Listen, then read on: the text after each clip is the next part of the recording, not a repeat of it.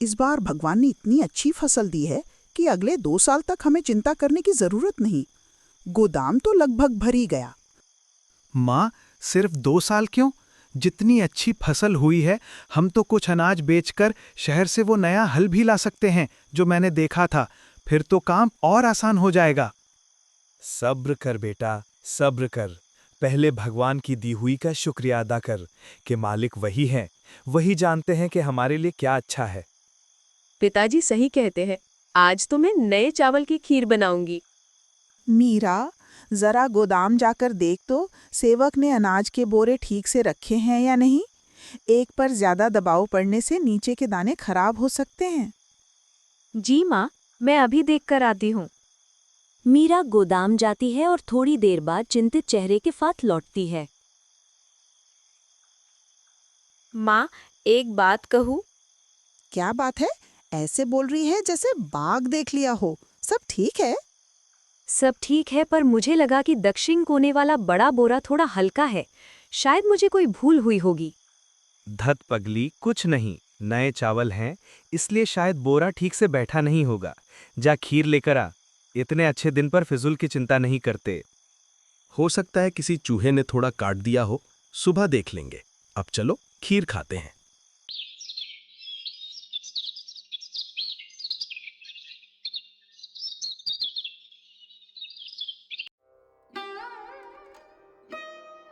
बहू, मैंने तुम्हें उस दिन कहा था ना कि एक बार गोदाम को अच्छे से देख लेना। मेरा मन पता नहीं क्यों अशुभ सा महसूस कर रहा है। आज सुबह जब मैं चावल लेने गई तो मुझे लगा कि चावल का ड्रम लगभग खाली हो गया है। माँ, हम रोज चावल पका रहे हैं, इसलिए कम हो गया होगा। नहीं बहू, सिर्फ चावल ही नहीं, मैंने उस कोने के बोरों को देखा। मैं अपनी आंखों पर कैसे अविश्वास करूं? साफ लग रहा है कि अनाज धीरे धीरे कम हो रहा है। कोई चोरी कर रहा है। ऐसा कैसे हो सकता है माँ? गोदाम की चाबी तो आपके और पिताजी के पास रहती है। बस यही तो मेरा शक है। सेवक के अलावा कोई बाहरी आदमी तो घर में आता नहीं और हम हर वक्त उसकी गर्दन पर तो बैठे नहीं रहते। अरे छी छी माँ, सेवक बाई के बारे में ऐसी बात मत कहिए। वो 10 साल से हमारे घर में है। वो ऐसा काम कभी नहीं कर सकता। तुम्हारा मन बहुत साफ है बहू। जमाना बदल गया है, इंसान भी बदल जाते हैं। पेट की भूख इंसान से बहुत कुछ करवाती है। क्या हुआ माँ? किसकी बात हो रही है? कौन भूखा है? और मत पूछ बेटा, मेरी तो नींद उड़ गई है। रोज हमारे गोदाम से थोड़ा थोड़ा अनाज चोरी हो रहा है। क्या चोरी? कौन कर रहा है ये काम? इतनी हिम्मत किसकी? मेरा तो पूरा शक उस सेवक पर है। उसके अलावा कौन होगा?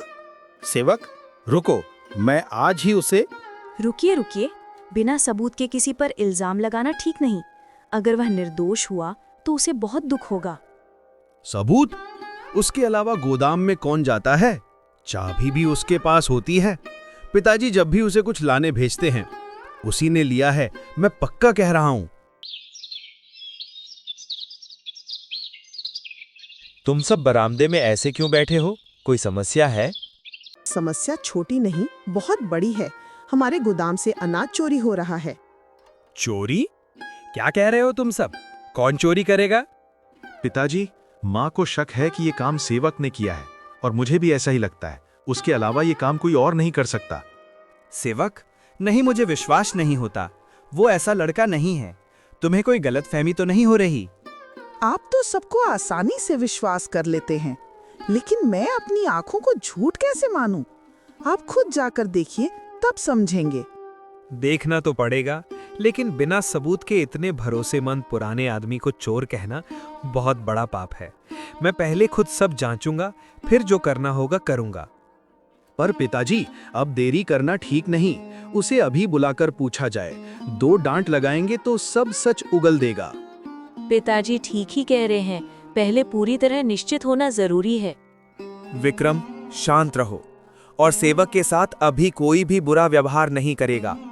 याद रखो, जब तक शख्स सही साबित नहीं होता, वो निर्दोष है। मैं खुद गोदाम जा रहा हूं।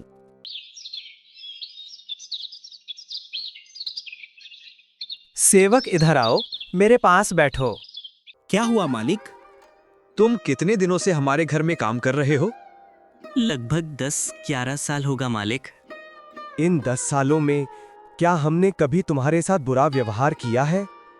नहीं मालिक, आपने तो मुझे अपने बेटे की तरह रखा है। लेकिन अचानक आप ऐसी बात क्यों कह रहे हैं? क्या मुझसे कोई गलती हो गई है?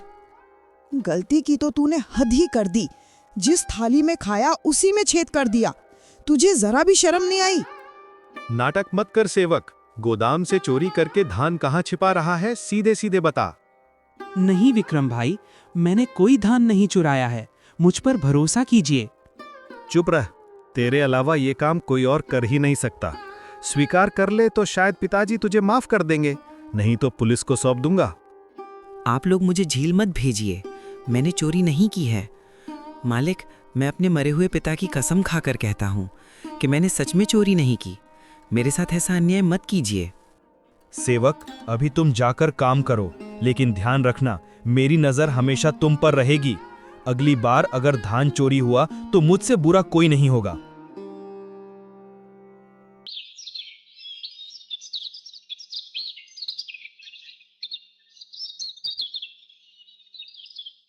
पिताजी, आप कुछ भी नहीं खा रहे हैं?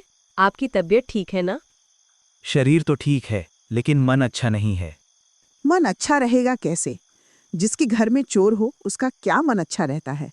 मैं तो डर डर कर रहता हूँ, पता नहीं कब क्या चोरी हो जाए।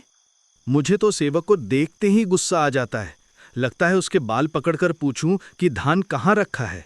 पिताजी की वजह से मैं कुछ कह भी नहीं पा रहा हूँ। विक्रम, मैंने तुझे कहा था कि सबूत मिलने तक उसे कुछ नहीं कहेगा।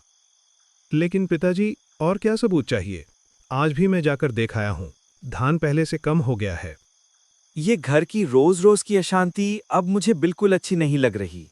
आज रात मैं ही गोदाम की रखवाली करूंगा। अंधेरे में छिपकर देखूंगा आखिर इतना साहस किसका है। पिताजी, आप अकेले क्यों जाएं? मैं भी चलूंगा। नहीं, तू घर पर ही रह। सब लोग जैसी रोज सोते हैं वैसे ही सो जाना, ताकि चोर को कुछ पता न चले। सच्चाई तो मुझे ही पता करनी है। अशोक वहीं बोरियों के पीछे जाकर छिप गया। थोड़ी देर बाद एक आदमी चोरी छुपे गोदाम के अंदर आता है। तभी अशोक भी बाहर आ जाता है। वो चोर कोई और नहीं, अशोक का छोटा भाई विकास था। अरे विकास, तुम? भाई साहब, मैं छी छी विकास, तुम मेरे घर में चोरी कर रहे हो? इससे ज्यादा शर्म की बात और क्या हो सकती है? भाई साहब, मुझे माफ कर दीजिए। मैं जानबूझकर। मैंने तुम्हारे लिए किस चीज की कमी रखी थी, बताओ? तुमने जब भी जो मांगा मैंने दिया। तुम्हारी बेटी की शादी के समय मैंने जमीन बेचकर पैसे दिए थे, फिर भी तुमने चोरी क्यों की? नहीं भाई साहब, आप गलत समझ रहे हैं। मैंने अपने लिए चोरी नहीं की। तो किसके लिए की? किसके बच्चों के लिए मेरा अनाज चुरा रहे हो तुम? सच सच बताओ।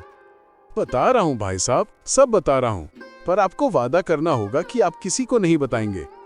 पहले बताओ, फिर वादे की बात होगी। भाई साहब, हमारे गांव के पूरब टोले में जयपाल नाम का मेरा दोस्त था, आप जानते थे। वो 1 साल पहले बीमारी से गुजर गया। उसकी विधवा पत्नी रमा और 10 साल की बेटी पूजा अकेली रहती हैं। जयपाल ने मरने से पहले मेरा हाथ पकड़कर वादा लिया था कि मैं उसके परिवार का ध्यान रखूंगा। तो तुम ध्यान रख रहे हो, अच्छी बात है, पर उसके लिए चोरी क्यों करनी पड़ी? तुम मुझसे कह सकते थे। कह नहीं पाया भाई साहब, शर्म और अपमान के मारे कह नहीं पाया। मेरी खुद की जिंदगी आपके पैसों से चलती है। ऐसे में अगर मैं एक और परिवार की जिम्मेदारी लेने की बात करता तो लोग क्या कहते? सब कहते अपनी औकात नहीं और दूसरों का बोझ उठाना चाहता है। पूजा कई दिनों से भूखी थी, उसकी माँ को काम नहीं मिला। वो मेरे पास आंचल फैलाकर सिर्फ 2 मुट्ठी चावल मांगने आई थी। मैं क्या करता भाई साहब? मेरे घर में भी उस दिन अनाज नहीं था। आपके सामने हाथ फैलाने की हिम्मत नहीं थी। मैं असफल हूँ, नकारा भाई। इस शर्म के साथ आपके सामने खड़ा नहीं हो सका। तुमने चोरी की, यह गलत है, पर तुमने ऐसा क्यों किया ये जानने के बाद मैं तुम्हें अपराधी नहीं कह सकता। तुमने सिर्फ अपने दोस्त को दिया हुआ वचन ही नहीं निभाया, तुमने इंसानियत को जिंदा रखा है। असल दोषी तुम नहीं, मैं हूं। मैं बड़ा भाई होकर छोटे भाई के मन का हाल नहीं जान पाया। मैं तुम्हारे अंदर का दर्द नहीं समझ पाया। चलो मेरे साथ, घर चलो। नहीं भाई साहब, मैं भाभी और विक्रम के सामने मुंह नहीं दिखा पाऊंगा। मैं शर्म से मर जाऊंगा। नहीं, तुम्हें चलना होगा। आज सच सबके सामने आएगा और आज सिर्फ तुम्हारी नहीं, हम सबकी परीक्षा है। चलो। अशोक विकास को लेकर घर में प्रवेश करते हैं। पूरा परिवार जाग रहा था। सब उन्हें देखकर चौंक जाते हैं। भाई साहब, आप इतनी रात को, और आपकी ये हालत क्यों? चाचा जी, आप तो गोदाम में। विक्रम की बात पूरी होने से पहले ही अशोक उसे रोककर बोलता है, हाँ, चोर पकड़ा गया। ये देखो, मेरे सामने खड़ा है मेरा अपना छोटा भाई विकास। क्या? विकास? छी छी, अपने भाई की घर चोरी? इससे अच्छा तो मर जाना था। हम तुम पर कितना विश्वास करते थे। रुको, तुम सब चुप हो जाओ। कोई कुछ बोलने से पहले पूरी कहानी सुनो, फिर फैसला करना। अशोक ने फिर गोदाम में हुई पूरी बात और विकास ने जो कुछ भी बताया सब घर वालों को सुनाने लगा। ही भगवान, हमने क्या किया? बिना जाने समझे एक बेगुनाह आदमी सेवक पर कितना बड़ा इल्जाम लगा दिया। और तुम इतना बड़ा दुख अकेले सह रहे थे और हमें कुछ पता नहीं चला। चाचा जी, मुझे माफ कर दीजिए, मैंने आपको गलत समझा। मैंने तो शुरू से कहा था कि कहीं कोई गलती हो रही है, पर मेरी बात किसी ने नहीं सुनी। विकास चाचा जी, अगर आप एक बार पिताजी को बता देते तो इतना सब कुछ नहीं होता। कैसे बताता बहू, किस मुंह से बताता? भाई साहब ने मेरे लिए जो कुछ किया है, उसके बाद अगर मैं और कुछ मांगने जाता तो खुद की नजर में छोटा हो जाता। अब और कोई शर्म नहीं भाई। आज से तुम्हारी शर्म मेरी शर्म है, तुम्हारी जिम्मेदारी मेरी जिम्मेदारी है। रमा सिर्फ तुम्हारी बहन नहीं, वो मेरी भी बहन है। और पूजा सिर्फ तुम्हारी बेटी नहीं, वो हम सब की बेटी है। विक्रम, सेवक को बुलाकर लाओ। विक्रम दौड़कर सेवक को बुला लाता है। सेवक, हम सब तुम्हारे अपराधी हैं। हमने बिना जाने तुम्हें चोर कहा, तुम्हारे मन को बहुत दुख पहुंचाया। अगर तुम माफ कर सको तो हमें माफ कर देना। मालिक, आप मेरे मालिक हैं, मेरे माता पिता के समान हैं। आप जो कहेंगे वही मेरे लिए सही है, मुझे कोई दुख नहीं है। आज से इस घर में कोई शक नहीं रहेगा, कोई अविश्वास नहीं रहेगा। हम सब मिलकर एक परिवार हैं। विक्रम, कल सुबह होते ही तुम खुद जाकर रमा के लिए चावल, दाल, तेल, नमक सब का इंतजाम करना और एक अच्छे डॉक्टर को बुलाकर पूजा के इलाज का भी इंतजाम करना। कोई कमी नहीं होनी चाहिए। जी पिताजी, मैं कल सुबह ही चला जाऊंगा।